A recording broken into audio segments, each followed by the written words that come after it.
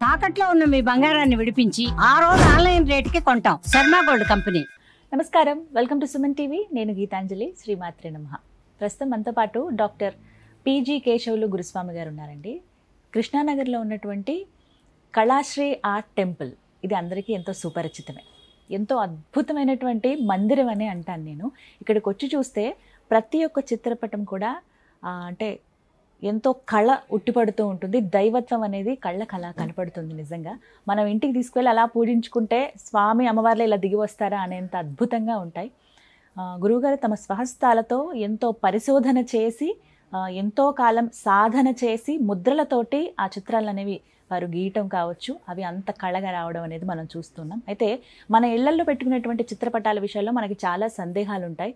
మందిరంలో ఎటువంటి దైవ చిత్రపటాలు మనం పెట్టుకోవాలి, ఏవి ఉంటే మంచిది, ఏవి ఉండకూడదు, ఇలా చాలా సందేహాలు కదా. ఇవన్నీ కూడా ఇవాళ వీడియోలో నివృత్తి చేసుకుందాం. గురువు గారితో మాట్లాడదాం. గురుగారు నమస్కారం అండి. నమస్కారం, శుభం. సంతోషం మిమ్మల్ని కలవడం.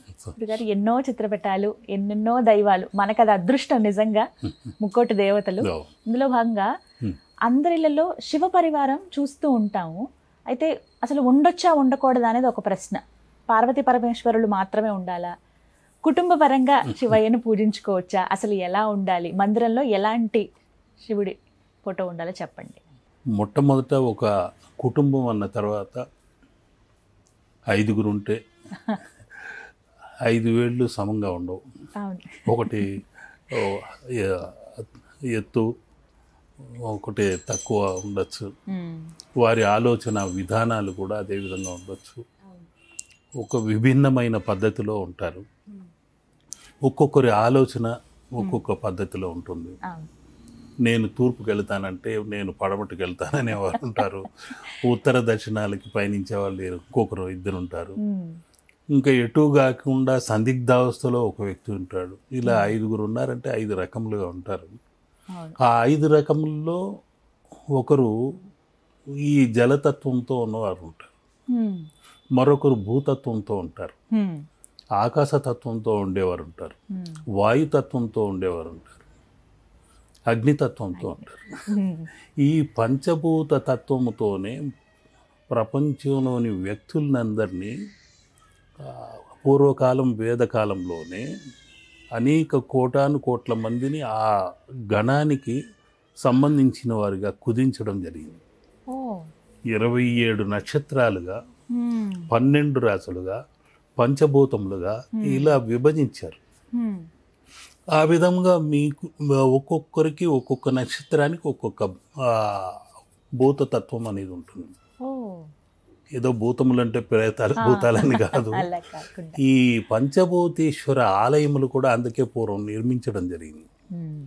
భూతత్వమునకు సంబంధించి ఏకాంబరేశ్వరం కంచిలో ఉంది. అదేవిధంగా జలతత్వానికి సంబంధించి జంబుకేశ్వరం ఉంది. అగ్నితత్వానికి సంబంధించి అరుణాచలేశ్వరం ఉంది. వాయుతత్వానికి సంబంధించి వాయులింగేశ్వరుడుగా కాళహస్తిలో ఉన్నాడు. ఇంకా ఆకాశతత్వానికి చిదంబరేశ్వరుడు ఉన్నాడు. అటువంటి పంచభూతేశ్వర ఆలయం కూడా నేను కట్టిన ధ్యాన మందిరంలో ఒక చిన్న మందిరాలు నిర్మించి ధ్యానం చేసుకునేలాగా ఒక్కొక్క నక్షత్రం వారికి ఏ విధంగా ఆరాధన చేసుకోవాలి అని అక్కడ ఒక 27 అడుగుల ఎత్తులో ఒక ధ్యాన లింగము నిర్మాణం చేయటం కూడా జరిగింది. అక్కడ ఒక యూనివర్సల్ గాడ్ అన్నది ఒక శక్తి అనేది ఉంది.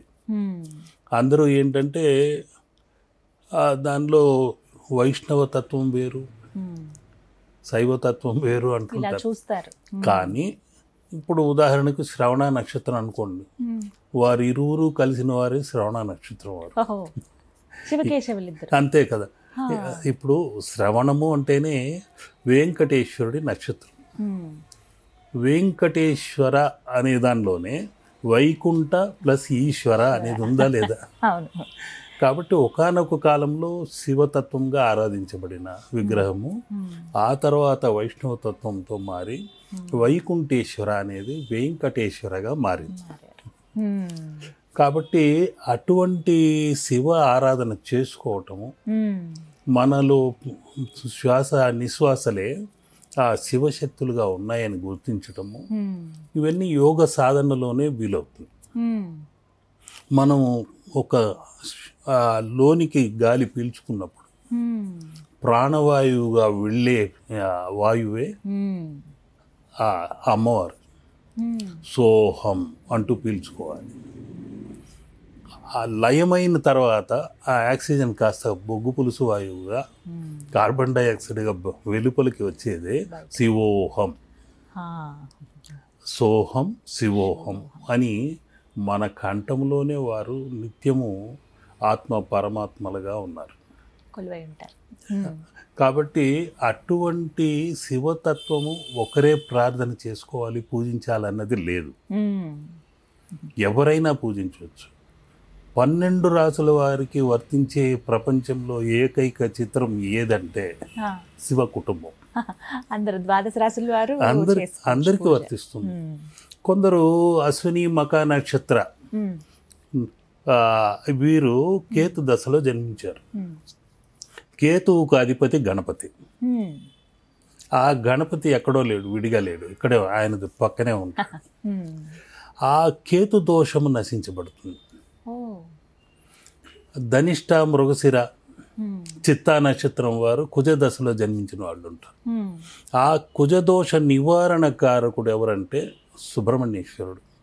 ఆయన ఇక్కడ పక్కనే ఉన్నాడు, అమ్మవారి పక్కనే ఉన్నాడు. అటువంటి ఆరుద్ర నక్షత్రం మిథున రాశి వారికి ఆది దంపతులే చిహ్నము, సంకేతం. వారి ఇరువురు ఇక్కడ ఉన్నారు. అదేవిధంగా మఖా, ఉత్తర పాల్గొని ఈ నక్షత్రముల వాళ్ళు శుక్రదశలో పుట్టినవారు అమ్మవారి అంశముగా ఉన్నారు. ఆ పార్వతీ శక్తి ఇక్కడ ఉంది. ఇటువంటి ముద్రలతో కలిసి ఉన్నదే శివ కుటుంబ చిత్రం. ఈ అశ్విని, మక, మూల నక్షత్రం వాళ్ళకి వినాయకుడు, మృగశిర, ధనిష్ట, చిత్తా నక్షత్రం వాళ్ళకి సుబ్రహ్మణ్యేశ్వరుడు, మిథున రాశి వారికి, ఆరుద్ర నక్షత్రం వారికి శివ భగవానుడు, అమ్మవారు సింహరాశి, సింహవాహిని, ఆ అమ్మవారు ఇక్కడే కొలువై ఉంది. ఇక్కడ మరొక విశేషం ఉంది. ఇంట్లో ఒక ఐక్యత రావాలి, ఒక యూనిటీ ఉండాలి, వాళ్ళు ఒక సఖ్యత ఉండాలి. కీచులు ఆడుకుంటూనే ఉంటారు, బాగానే ఉంటారు. ఒక 10 రోజులు బాగుంటారు, మళ్ళీ ఒక 10 రోజులు ఎడముఖం పెడముఖంగా ఉంటారు. ప్రతి ఇంట్లో ఆ కుంపటి అనేది ఉంటుంది. కాబట్టి ఆ పోరాటం అనేది జరుగుతూ ఉంటుంది. ఈ చిత్రంలో ముఖ్యమైన ఒక సంకేతం ఏంటంటే పరస్పర విరుద్ధం ఉండే నంది, సింహం కలిసిమెలిసి ఉంటాయి వారి వాహనములే. ఆ పరస్పర విరుద్ధం ఉండే సర్పము, ఎలుక కలిసిమెలిసి ఉంటాయి. అదేవిధంగా మయూరము, సర్పము పరస్పర విరుద్ధమే, కానీ ఇక్కడ కలిసిమెలిసి ఉంటాయి. ఇటువంటి సంకేతాలు పుట్టుకతో వచ్చిన ఆ శత్రుత్వం మర్చిపోయి ఇక్కడ మాత్రం కలిసిమెలిసి ఉంటాయి. ఈ విధంగా ఒక అన్యోన్యతా సూచిక సంకేతము ఏదైనా చిత్రం ఉందంటే ఇదొక్కటే. అది యోగ భూమిలోనే సాధ్యం, మరే దేశంలోనూ లేదు. ఎక్కడ చూడం. కాబట్టి ఈ శివ కుటుంబ చిత్రం పెట్టుకోవడం వలన ఆ కేతు దోషములు తొలుగుతాయి, రాహు దోషములు తొలుగుతాయి. ఆరుద్ర నక్షత్ర జాతకులు రాహుదశలోనే పుట్టడం జరుగుతుంది. అదేవిధంగా స్వాతి నక్షత్రం వాళ్ళు రాహుదశ, శతభిషం, వీళ్ళందరూ ఆ దశలో జన్మించిన వారై ఉంటారు. ఇంకా ఆయన మెడలో ఉన్న సర్పాంశము శని దోష తత్వం సంబంధించినది.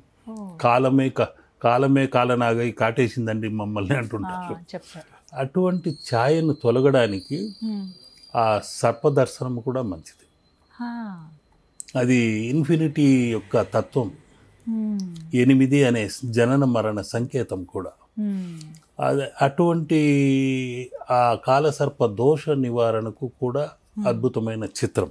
ఉత్తరాభాద్ర, పుష్యమి, అనురాధ నక్షత్రం వీళ్ళు శని దశలోనే జన్మించిన వారై ఉంటారు. ఆ నీలకంఠుడిని దర్శించుకోవటం వల్ల వీరిలో ఉన్న నీల అనే తత్వము, ఆ నీలాంబర తత్వము, ఆ శనీశ్వర తత్వము కొందరు శనీశ్వరుడు అంటే భయపడిపోతుంటారు. శని ప్లస్ ఈశ్వరుడు అక్కడే ఉన్నాడు. అక్కడ కూడా పరమేశ్వరుడినే పట్టి వదిలినవాడు, కానీ విఘ్నేశ్వరుడిని పట్టకుండా వదిలేడంటే దానికి కొన్ని అది మరి ఇంకొక దారి ఉంది, ఇంకొక ఉదాహరణలు ఉన్నాయి. అటువంటి శనీశ్వరుడు మనకు కర్మ ఫల ప్రదాత, పట్టి పీడించే వ్యక్తి కాదు, శక్తి కాదు. మనం చేసిన తప్పిదాలకు ఒక కష్ట నష్టములను కల్పించి తీర్పునిచ్చేవాడు. తీర్పుని ఇవ్వటం కాకుండా ఆ కష్ట నష్టాలకు ఓర్చుకొని ఎన్నెన్నో దేవాలయాలు తిరిగి పరిష్కార మార్గాలు పరిహారాలు చేసుకొని చివరికి వారికి ఒక భక్తి జ్ఞానం కూడా పెరుగుతుంది. ఒక వ్యక్తిలో వైరాగ్యము భక్తి జ్ఞానము కలగాలంటే కష్ట నష్టములు పడాల్సిందే. కాబట్టి అటువంటి అద్భుతమైన సంకేతము ఆ శనీశ్వర తత్వము, ఆయన కంఠము నీలకంఠము. ఆ శనీశ్వర దోషాలన్నీ తొలగాలి. అందరి కంఠంలోనూ నీలకంఠమే, అందరి గొంతుల్లోనూ ఒక హాలాహలం ఉంటుంది. ఇంట్లో ఎన్నో కష్టాలు ఉంటాయి, అవన్నీ దాచిపెట్టుకుని గొంతులోనే అయ్యా నాకేం పైకి బాగానే నవ్వుతున్నాము, హ్యాపీగానే ఉన్నామంటూ సమాజానికి తగ్గట్టు వారి వారి తప్పిదాలని దాచుకొని పైకి సంతోషంగా వెళుతూ ఉంటారు. అది తప్పదు. ఈ జీవిత నాటక రంగంలో ఒక వైకుంఠ పాలి, హఠాత్తుగా మెట్లెక్కటము, మళ్ళీ పక్కనే పాము మింగేయటం, మళ్ళీ కిందికి వచ్చి జారి పడటము, ఇది వైకుంఠపాళి అనేది అందుకే చిహ్నం. జీవితం అంటే ఎన్నో నిచ్చెనలు ఉంటాయి, ఎన్నో సర్పాలు ఉంటాయి, మింగుతుంటుంది, జారి పడిపోతుంటాం, అధిరోహిస్తుంటాం. కాబట్టి ఇవన్నీ ఒక సంకేతకరమైన వైకుంఠపాళి చిత్రము, శుభకర చిత్రము, అన్యోన్యతా చిత్రము, అద్భుతమైన చిత్రము. అందరూ ప్రార్థన చేసుకోవచ్చు, అందరి ఇళ్ళల్లో పెట్టుకోవచ్చు, పూజా మందిరంలో పెట్టుకోవచ్చు, మంచిగా ఉంటుంది. చాలా చక్కగా వివరించారు. ధన్యవాదాలు.